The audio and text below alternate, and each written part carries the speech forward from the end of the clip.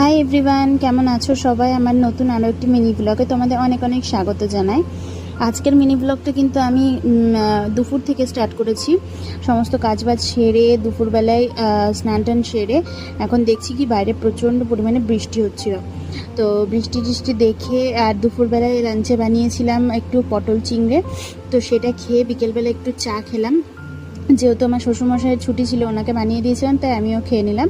তারপরে বর বাড়িতে আসাতেই মেয়ে আর আমি দুজনে মিলে বরকে চেপে ধরে জেদ করতে লাগলাম যে আমাদের একটু ঘোরাতে নিয়ে চলো, পার্কে নিয়ে চলো, কিছু খাওয়া দাওয়া করাও।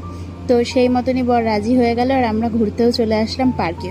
দেখতে পাচ্ছ মেয়ে কতটা খুশি পার্কে এসে। আর ওর বাবা ওকে মানে প্রত্যেকটা এন্টারটেনমেন্ট করাচ্ছে, প্রত্যেকটা মানে খেলনাগুলো চড়াচ্ছে, সমস্ত কিছু। আর মেয়েটাও প্রচণ্ড পরিমাণে আনন্দ করছে।